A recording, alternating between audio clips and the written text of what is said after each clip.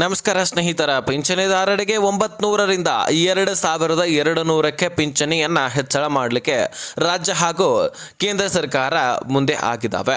ಹೌದು, ಮೋದಿ ಸರ್ಕಾರದಿಂದ ಹಾಗೆ ಸಿದ್ದರಾಮಯ್ಯನವರಿಂದ ಒಂದು ದೊಡ್ಡ ಘೋಷಣೆ ಅಂತ ಹೇಳಬಹುದು. ಹಾಗಾದರೆ ಬನ್ನಿ ಸ್ನೇಹಿತರ, ಯಾರಿಗೆ ಪಿಂಚಣಿ ಹೆಚ್ಚಳ ಮಾಡ್ತಾ ಇದ್ದಾರೆ ಅಂದರೆ ವಿಧವಾ ಮಹಿಳೆಯರಿಗೆ ಹೆಚ್ಚಳ ಆಗ್ತಾ ಇದೆಯಾ, ಅಂಗವಿಕಲರಿಗೆ ಹೆಚ್ಚಳ ಆಗ್ತಾ ಇದೆಯಾ, ಅಥವಾ ಇಲ್ಲಿ ಹಿರಿಯ ನಾಗರಿಕರಿಗೆ ಪಿಂಚಣಿ ಹೆಚ್ಚಳ ಆಗ್ತಾ ಇದೆಯಾ? ಇದರ ಬಗ್ಗೆ ನಾವು ಡೀಟೇಲ್ ಆಗಿ ಒಂದು ಸ್ವಲ್ಪ ಮಾಹಿತಿಯನ್ನು ತಿಳಿದುಕೊಳ್ಳೋಣ. ಇದರ ಜೊತೆಗೆ ಸುಮಾರು 23 ಲಕ್ಷ ಪಿಂಚಣಿದಾರರಿಗೆ ದುಡ್ಡು ಕೊಡೋದಿಲ್ಲ ಅಂತ ಸರ್ಕಾರ ತಿಳಿಸಿದೆ. ನಮ್ಮ ರಾಜ್ಯ ಸರ್ಕಾರ ವೆರಿಫಿಕೇಶನ್ ಮೇಲೆ ವೆರಿಫಿಕೇಶನ್, ಬರೀ ಗೃಹಲಕ್ಷ್ಮಿ ಅಷ್ಟೇ ಅನ್ಕೊಂಡಿದ್ದೀರಾ? ಪಿಂಚಣಿ ಯೋಜನೆಯಲ್ಲಿ ಕೂಡ ಸಾಕಷ್ಟು ಫೇಕ್ ಡಾಕ್ಯುಮೆಂಟ್ಸ್ಗಳಿಂದ ತುಂಬಿರ್ತಕ್ಕಂತಹ ಪಿಂಚಣಿದಾರರು ಇದ್ದಾರೆ. ಹೀಗಾಗಿ ಇಲ್ಲಿ ಕೂಡ ವೆರಿಫಿಕೇಶನ್ ಆಗಿದೆ. ಹತ್ತತ್ರ 23 ಲಕ್ಷ ಫಲಾನುಭವಿಗಳನ್ನು ಹೊರಹಾಕಿದ್ದಾರೆ. ಅದರಲ್ಲಿ ಸಾಕಷ್ಟು ಜನ ಎಲಿಜಿಬಲ್ ಇದ್ದಂಥವರು ಕೂಡ ಹೊರ ಹೋಗಿದ್ದಾರಂತ ಹೇಳಲಾಗಿದೆ. ಆ ಎಲಿಜಿಬಲ್ ಇದ್ದಂಥವರಿಗೆ ಒಂದು ಕೆಲಸ ಕೂಡ ಹೇಳಿದ್ದಾರೆ, ಅಂದರೆ ಅವರಿಗೆ ವಾಪಸ್ ಮತ್ತೆ ದುಡ್ಡು ಜಮಾ ಆಗಬೇಕು, ಅವರು ಎಲಿಜಿಬಿಲಿಟಿಯನ್ನು ಸರ್ಕಾರಕ್ಕೆ ಕನ್ಫರ್ಮ್ ಮಾಡಬೇಕಂತ ತಿಳಿಸಿದ್ದಾರೆ. ಅದು ಯಾವ ರೀತಿಯಾಗಿ ಕನ್ಫರ್ಮ್ ಮಾಡಬೇಕು, ನಿಮಗೆ ಎಂದಿನಂತೆ ಮತ್ತೆ ದುಡ್ಡು ಜಮಾ ಆಗಬೇಕಂದ್ರೆ ಏನು ಮಾಡಬೇಕು, ಎಲ್ಲವನ್ನು ಕೂಡ ಈ ಒಂದು ವಿಡಿಯೋದಲ್ಲಿ ಬಿಡಿಸಿ ಹೇಳುವಂತಹ ಪ್ರಯತ್ನ ಮಾಡ್ತೀನಿ. ರಾಜ್ಯದಲ್ಲಿರ್ತಕ್ಕಂತಹ ಎಲ್ಲ ಪಿಂಚಣಿದಾರರು ಈ ಒಂದು ವಿಡಿಯೋನ ನೋಡ್ತಾ ಇದ್ರೆ ಮಿಸ್ ಮಾಡದೆ ಕೊನೆವರೆಗೂ ವಾಚ್ ಮಾಡಿ, ಯಾಕಂದರೆ ಇಂಪಾರ್ಟೆಂಟ್ ಟಾಪಿಕ್ ಸ್ನೇಹಿತರೆ. ಬನ್ನಿ ಹಾಗಾದರೆ ಇದು ಒಂದು ಮಾಹಿತಿಯನ್ನು ನೋಡ್ತಾ ಹೋಗೋಣ. ಸ್ನೇಹಿತರೆ, ಮೊದಲನೇದಾಗಿ ಹಿರಿಯ ನಾಗರಿಕರಿಗೆ ಪಿಂಚಣಿ ಹೆಚ್ಚಳ ಆಗಿದೆ. ಇದು ರಾಜ್ಯ ಸರ್ಕಾರದಿಂದ CM ಸಿದ್ದರಾಮಯ್ಯನವರ ಘೋಷಣೆ. ಹಾಗಾದರೆ CM ಸಿದ್ದರಾಮಯ್ಯನವರು ಏನಂತ ಘೋಷಣೆ ಮಾಡಿದ್ರು? 2025 ಒಳಗಾಗಿ ನಾವು ಪಿಂಚಣಿಯನ್ನು ಹೆಚ್ಚಳ ಮಾಡ್ತಾ ಇದ್ದೀವಿ ಹಿರಿಯ ನಾಗರಿಕರಿಗೆ. ಅದರಲ್ಲಿ ಮಹಿಳೆಯರು ಬಂದರು, ಅದೇ ರೀತಿಯಾಗಿ ಪುರುಷರೇ ಬಂದರು. ಒಟ್ಟಾರೆಯಾಗಿ 60 ವರ್ಷ ಮೇಲ್ಪಟ್ಟವರು ಯಾರು ಇದ್ದೀರಿ, ನಿಮಗೆ ಪಿಂಚಣಿಯನ್ನು ನಾವು ಹೆಚ್ಚಳ ಮಾಡ್ತಾ ಇದ್ದೀವಿ ಅಂತ ಘೋಷಣೆ ಮಾಡ್ತಾರೆ. ಆದರೆ 2025 ಮುಗಿದೋಯ್ತಲ್ವಾ, ಇನ್ನೂ ಕೂಡ ಹೆಚ್ಚಳ ಮಾಡಿಲ್ವಾ ಅಂತ ನೀವು ಕೇಳಬಹುದು. ಖಂಡಿತವಾಗ್ಲೂ ಇನ್ನೂ ಕೂಡ ಹೆಚ್ಚಳ ಮಾಡೇ ಇಲ್ಲ. ಸದ್ಯಕ್ಕೆ ಸ್ನೇಹಿತರೆ, ಈ ಮಾಹಿತಿಯನ್ನು ಕೊಡೋದರ ಪ್ರಕಾರ ಬಹಳಷ್ಟು ಜನ ಪಿಂಚಣಿದಾರರು ಕೇಳ್ತಾ ಇದ್ರಿ ಹೆಚ್ಚಳ ಯಾಕೆ ಮಾಡಿಲ್ಲ ಅಂತ. ಇಲ್ಲಿ CM ಸಿದ್ದರಾಮಯ್ಯನವರು ಘೋಷಣೆ ಮಾಡೋದೊಂದು, ಆದರೆ ಕೊಡೋದೊಂದು, ಈ ರೀತಿ ಮಾಡಿದ್ದಾರೆ ಅಂತ ಹೇಳ್ಬೋದು. ಯಾಕಂದರೆ ಅವರು ಕಳೆದ 2 ವರ್ಷದಿಂದ ನಾವು ಪಿಂಚಣಿಯನ್ನು ಹೆಚ್ಚಳ ಮಾಡಬೇಕಂತ ಕಾಯ್ತಾ ಇದ್ವಿ, ಆದರೆ ಹೆಚ್ಚಳ ಮಾಡಲಿಕ್ಕಾಗಿರಲಿಲ್ಲ. ಸದ್ಯಕ್ಕೆ ನಾವು 2025 ಡಿಸೆಂಬರ್ ಒಳಗಾಗಿ ಹೆಚ್ಚಳ ಮಾಡಬೇಕಂತ ಒಂದು ಮಾಹಿತಿಯನ್ನು ಕೊಟ್ಟಿದ್ರು, ಆದರೆ ಹೆಚ್ಚಳ ಮಾಡಿರಲಿಲ್ಲ. ಈಗ ಸದ್ಯಕ್ಕಾದರೂ ಹೆಚ್ಚಳ ಮಾಡ್ತಾರಂತ ನಾವು ನೋಡ್ತಾ ಇದ್ವಿ. ಅತಿ ಶೀಘ್ರದಲ್ಲಿ ಹೆಚ್ಚಳ ಮಾಡುವಂತಹ ಸಾಧ್ಯತೆ ಇದೆ ಸ್ನೇಹಿತರೆ, ಆದರೆ ಕನ್ಫರ್ಮ್ ಇಲ್ಲ. ಅತಿ ಶೀಘ್ರದಲ್ಲಿ ಹೆಚ್ಚಳ ಮಾಡುವಂತಹ ಸಾಧ್ಯತೆ ಆದರೂ ಇದೆ, ಹೇಳಿಕ್ಕೆ ಬರೋದಿಲ್ಲ. ಆದರೆ ಹೆಚ್ಚಳ ಆಗಬಹುದು, ಆದರೆ ಪೂರ್ತಿಯಾಗಿ ನಿಮಗೆ 2000 3000 ಈ ರೀತಿ ಕೊಡ್ಲಿಕ್ಕೆ ಸಾಧ್ಯ ಇಲ್ಲ. ಮೊದಲೇ ಸರ್ಕಾರಕ್ಕೆ ಆರ್ಥಿಕ ಹೊರೆ ಬಿದ್ದಿದೆ, ನಿಮಗೆ ಗೊತ್ತಿದೆ. ಆರ್ಥಿಕ ಹೊರೆ ಅಥವಾ ಸಾಲಗಳನ್ನು ಮಾಡಿಕೊಂಡಿದೆ. ಹೀಗಾಗಿ ಬೆಲೆಗಳ ಏರಿಕೆ ಆಗಿದೆ. ಆ ಬೆಲೆಗಳನ್ನು ನಾವೇ ಕಟ್ತಾ ಇದ್ದೀವಿ. ಗ್ಯಾರಂಟಿ ಯೋಜನೆಗಳನ್ನು ನಮಗೆ ಕೊಟ್ಟು ನಮ್ಮಿಂದನೇ ದುಡ್ಡನ್ನು ಬೆಲೆ ಏರಿಕೆ ಮಾಡಿ ತೆಗೆದುಕೊಂಡು ನಮಗೆ ಕೊಡೋದು, ತಿರುಗಿಸಿ. ಇದು ನಿಮಗೆ ಗೊತ್ತಾಗತ್ತೆ, ನಾನೇನು ಹೇಳಬೇಕಾಗಿರ್ತಕ್ಕಂಥ ಅವಶ್ಯಕತೆ ಇಲ್ಲ. ಇದರ ಬಗ್ಗೆ ಸಾಕಷ್ಟು ಜನ ಕಮೆಂಟ್ ಕೂಡ ಮಾಡಿದ್ರು. ಆಲ್ರೆಡಿ ರಾಜ್ಯದ ಎಲ್ಲ ಜನತೆಗೆ ಗೊತ್ತಾಗ್ಬಿಟ್ಟಿದೆ ಈ ರೀತಿ ನಮ್ಮಿಂದ ನಮಗೆ ಕೊಡೋದು. ಅದನ್ನು ಬಿಡಿ, ಈಗ ಪಿಂಚಣಿಯಲ್ಲಿ ಹೆಚ್ಚಳ ಮಾಡ್ತೀವಿ ಅಂತ ಹೇಳಿದ್ದಾರೆ. ಸದ್ಯದಲ್ಲಿ ಅತಿ ಶೀಘ್ರದಲ್ಲಿ ನಿಮಗೆ ಹೆಚ್ಚಳ ಆಗುವಂತಹ ಸಾಧ್ಯತೆ ಇದೆ, ವರಿ ಮಾಡ್ಕೊಳ್ಳುವಂತಹ ಅವಶ್ಯಕತೆ ಇಲ್ಲ. ಹಾಗಾದರೆ ಸ್ನೇಹಿತರೆ, ಎಷ್ಟು ಹೆಚ್ಚಳ ಆಗುತ್ತೆ ಅಂದರೆ ನಿಮಗೆ 800 ರೂಪಾಯಿ ದುಡ್ಡು ಜಮಾ ಆಗ್ತಾ ಇದ್ದರೆ ಅದು 1000ಕ್ಕೆ ಏರಿಕೆ ಆಗುತ್ತೆ.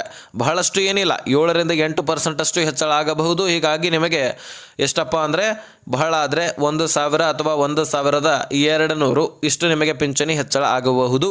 ಇನ್ನು ಇದನ್ನು ಬಿಟ್ಟು ವಿಧವಾ ಮಹಿಳೆಯರಿಗೂ ಕೂಡ ಕೇಂದ್ರ ಸರ್ಕಾರದಿಂದ ಭರ್ಜರಿ ಗುಡ್ ನ್ಯೂಸ್ ಸಿಕ್ಕಿರ್ತಕ್ಕಂಥದ್ದು. ಹೌದು, ಕೇಂದ್ರ ಸರ್ಕಾರ ಒಂದು ಭರ್ಜರಿ ಘೋಷಣೆಯನ್ನು ಮಾಡಿದ್ದು ನಮ್ಮ ರಾಜ್ಯ ಸೇರಿದಂತೆ ಇನ್ನೂ ಹಲವಾರು ರಾಜ್ಯಗಳಿಗೆ ವಿಧವಾ ಮಹಿಳೆಯರಿಗೆ ಪಿಂಚಣಿಯನ್ನು ಹೆಚ್ಚಳ ಮಾಡಲಿಕ್ಕೆ ಮುಂದಾಗಿದೆ. ಯಾಕಂದರೆ ಬಹಳಷ್ಟು ವಿಧವಾ ಮಹಿಳೆಯರು ಬಹಳ ದುಡ್ಡಿನ ಕೊರತೆಯಿಂದಾಗಿ ಬಳಲ್ತಾ ಇರ್ತಾರೆ.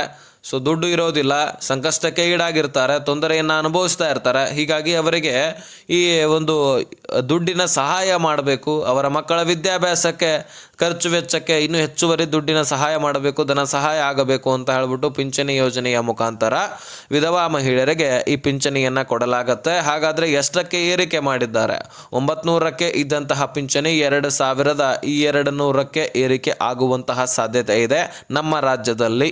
ಇನ್ನು ಬೇರೆ ರಾಜ್ಯಗಳಲ್ಲಿ ಎಷ್ಟಕ್ಕೆ ಏರಿಕೆ ಆಗ್ತಾ ಇದೆ ಅಂತ ನೋಡೋದಾದರೆ ಉತ್ತರ ಪ್ರದೇಶದಲ್ಲಿ 500ಕ್ಕೆ ಇದ್ದಂಥದ್ದು 1500ಕ್ಕೆ, ಬಿಹಾರದಲ್ಲಿ 600ಕ್ಕೆ ಇದ್ದಂಥದ್ದು 2000ಕ್ಕೆ, ಮಹಾರಾಷ್ಟ್ರದಲ್ಲಿ 800ಕ್ಕೆ ಇದ್ದಂಥದ್ದು 2000ಕ್ಕೆ, ಹರಿಯಾಣದಲ್ಲಿ 1200ಕ್ಕೆ ಇದ್ದಂಥದ್ದು 2500ಕ್ಕೆ, ಮಧ್ಯಪ್ರದೇಶದಲ್ಲಿ 1000ಕ್ಕೆ ಇದ್ದಂಥದ್ದು 3000ಕ್ಕೆ, ರಾಜಸ್ಥಾನದಲ್ಲಿ 750ಕ್ಕೆ ಇದ್ದಂಥದ್ದು 2500ಕ್ಕೆ ಪಿಂಚಣಿ ಹೆಚ್ಚಳ ಆಗ್ತಾ ಇದೆ ಸ್ನೇಹಿತರೆ. ಸೊ ಲಕ್ಷಾಂತರ ಫಲಾನುಭವಿಗಳು ಹೆಚ್ಚಳ ಆಗಬೇಕಂತ ಕಾಯ್ತಾನೆ ಇದ್ರಿ, ಹೆಚ್ಚಳ ಆಗುವಂತಹ ಸಾಧ್ಯತೆ ಇದೆ, ಇದನ್ನು ನಾನು ತಿಳಿಸಿದ್ದೀನಿ. ಇನ್ನು ಜೊತೆಗೆ ಸರಿಸುಮಾರು 23 ಲಕ್ಷ ಫಲಾನುಭವಿಗಳನ್ನು ತೆಗೆದುಹಾಕಿದ್ದಾರೆ. ಪಿಂಚಣಿ ಹೆಚ್ಚಳ ಆದರೂ ಸಹಿತ ನಿಮ್ಮ ಅಕೌಂಟ್ಗೆ ಬರಬೇಕಲ್ವಾ? ದುರಾದೃಷ್ಟ ಏಕೆ ನಿಮ್ಮ ಅಕೌಂಟ್ಗೆ ಬರ್ತಾ ಇಲ್ಲ, ಯಾಕೆ ಅಂತ ನೋಡೋದಾದ್ರೆ ಲಕ್ಷಾಂತರ ಕುಟುಂಬದ ಹಿರಿಯ ನಾಗರಿಕರು ಬದುಕಿಲ್ಲ, ಆದರೂ ಸಹಿತ ಅವರ ಹೆಸರಿನಲ್ಲಿ ಇನ್ನೂ ಕುಟುಂಬಸ್ಥರು ಪಿಂಚಣಿಯನ್ನು ಪಡ್ಕೊಳ್ತಾ ಇದ್ದಾರೆ. ಅವರ ಹೆಸರಲ್ಲಿ ಇನ್ನೂ ಮರಣೋತ್ತರ ತೆಗಿಸಿದ್ದೇ ಆದರೆ ಸರ್ಕಾರಕ್ಕೆ ಇನ್ಫಾರ್ಮೇಷನ್ ಆಗುತ್ತೆ. ಸೊ ದಿಢೀರನೆ ಪಿಂಚಣಿ ಬಂದ್ ಆಗತ್ತೆ ಅಂತ ಹೇಳ್ಬಿಟ್ಟು ಏನು ಮಾಡ್ತಾ ಇದ್ದಾರೆ ಜನರು ಕುಟುಂಬಸ್ಥರು ಅಕೌಂಟ್ನಲ್ಲಿ ಪಿಂಚಣಿಯನ್ನು ಹಾಗೆ ಜಮಾ ಮಾಡ್ಕೊಳ್ತಾ ಇದ್ದಾರೆ. ಸೊ ಹೀಗಾಗಿ ಸರ್ಕಾರ ಏನು ಮಾಡಿದೆ, ಬಹಳಷ್ಟು ಫಲಾನುಭವಿಗಳು ಡೌಟ್ ಬಂದವರನ್ನು ತೆಗೆದುಹಾಕಿದೆ. ಒಂದು ಕೆಲಸ ಮಾಡಿ ಅಂತಲೂ ಕೂಡ ಹೇಳಿದೆ. ಓಕೆ, ನೀವು ಬದುಕಿದಿರಿ, ಎಲಿಜಿಬಲ್ ಇದ್ದಿದ್ದೆ ಆದರೆ ನೀವೇನು ಮಾಡಬೇಕು, ಯಾವ ಬ್ಯಾಂಕ್ನಲ್ಲಿ ನೀವು ದುಡ್ಡನ್ನು ಪಡ್ಕೊಳ್ತಾ ಇದ್ರಿ, ಯಾವ ಬ್ಯಾಂಕನ್ನು ನಿಮ್ಮ ಪಿಂಚಣಿಗೆ ಅಟ್ಯಾಚ್ ಮಾಡಿದ್ರಿ, ಆ ಬ್ಯಾಂಕಿಗೆ ಹೋಗಿ ನಿಮ್ಮ ಜೀವಿತ ಪ್ರಮಾಣ ಪತ್ರ, ಲೈಫ್ ಸರ್ಟಿಫಿಕೇಟ್ ಅಂತ ಕರಿತೀವಿ, ಅದನ್ನು ಹೋಗಿ ಸಬ್ಮಿಟ್ ಮಾಡಿ. ಓಕೆ, ನೀವು ಅಂಗವಿಕಲರಿದ್ರಿ ಅಥವಾ ನಿಮಗೆ ಹೋಗ್ಲಿಕ್ಕೆ ಆಗಲಿಲ್ಲ ಅಂದರೆ ನಿಮ್ಮ ಮನೆಯಲ್ಲಿರ್ತಕ್ಕಂತಹ ಯಾರಾದರೂ ಕುಟುಂಬಸ್ಥರನ್ನು ಕಳುಹಿಸಿ ಕನ್ಫರ್ಮ್ ಮಾಡಬಹುದು.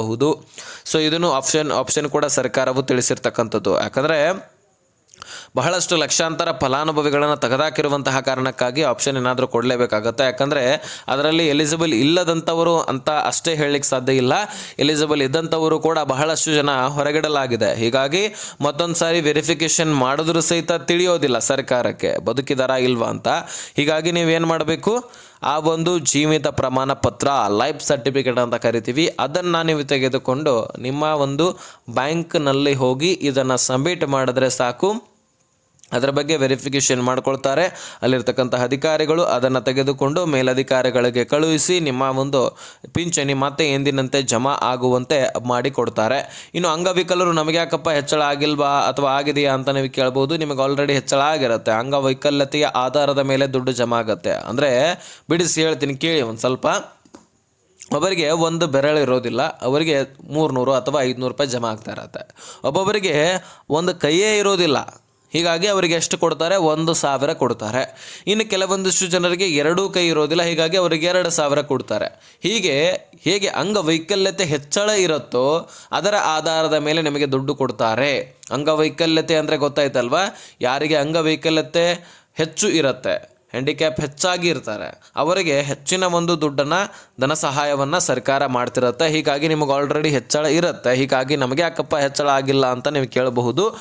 ಸೊ ಈಗ ನಿಮಗೆ ಆಲ್ರೆಡಿ ಹೆಚ್ಚಳ ಇರುವಂತಹ ಕಾರಣಕ್ಕಾಗಿ ನಿಮಗೆ ಈಗ ಸದ್ಯಕ್ಕೆ ಹೆಚ್ಚಳ ಮಾಡೋದಿಲ್ಲ. ಮುಂದಿನ ದಿನಗಳಲ್ಲಿ ಏನೇ ಬದಲಾವಣೆ ಆದರೂ ನಾನು ವರದಿ ಮಾಡ್ತೀನಿ. ಹೀಗಾಗಿ ನೀವೇನು ಮಾಡಬೇಕು, ಸಬ್ಸ್ಕ್ರೈಬ್ ಮಾಡಿಕೊಂಡು ನೋಟಿಫಿಕೇಷನ್ ಅಂತ ಸೆಟ್ ಮಾಡ್ಕೊಳ್ಬೇಕು. ಇನ್ನು ಸ್ನೇಹಿತರೆ, ಇದನ್ನು ಹೊರತುಪಡಿಸಿ ಇನ್ನೇನೇ ಕ್ವಶನ್ಸ್ ಇದ್ದರು ಸದ್ಯಕ್ಕೆ ನಾನು ಏನು ತಿಳಿಸ್ಬೇಕು ಮಾಹಿತಿಯನ್ನು ಅದನ್ನು ನಾನು ತಿಳಿಸಿದ್ದೀನಿ. ನನ್ನ ಪ್ರಯತ್ನ ನಾನು ಮಾಡಿದ್ದೀನಿ. ಸರ್ಕಾರ ಹೆಚ್ಚಳ ಮಾಡುತ್ತೋ ಇಲ್ವೋ ಅಂತ ನಾವು ಕಾಯ್ದು ನೋಡೋಣ. ಸದ್ಯಕ್ಕೆ ಈ ಇನ್ಫಾರ್ಮೇಷನ್, ಅದರ ಬದಲಾಗಿ ಏನೇ ಮಾಹಿತಿ ಬೇಕಾಗಿದ್ದರೂ ಸಹಿತ ಡಿಸ್ಕ್ರಿಪ್ಷನಲ್ಲಿ ಇನ್ಸ್ಟಾಗ್ರಾಮ್ ಲಿಂಕ್ ಇರುತ್ತೆ, ಅಲ್ಲಿಂದ ಮೆಸೇಜ್ ಮಾಡಬಹುದು. ನಾನು ಖಂಡಿತವಾಗ್ಲೂ ರಿಪ್ಲೈ ಕೊಡ್ತೀನಿ. ಸೊ ಈ ಒಂದು ವಿಷಯನ ನೀವು ತಿಳ್ಕೊಂಡಿದ್ದೀರಾ ಅಂತ ಅಂದ್ಕೊಳ್ತೀನಿ. ಆದಷ್ಟು ನಿಮ್ಮ ಎಲ್ಲ ಸ್ನೇಹಿತರಿಗೆ ಈ ಒಂದು ವಿಷಯವನ್ನು ಶೇರ್ ಮಾಡಿ.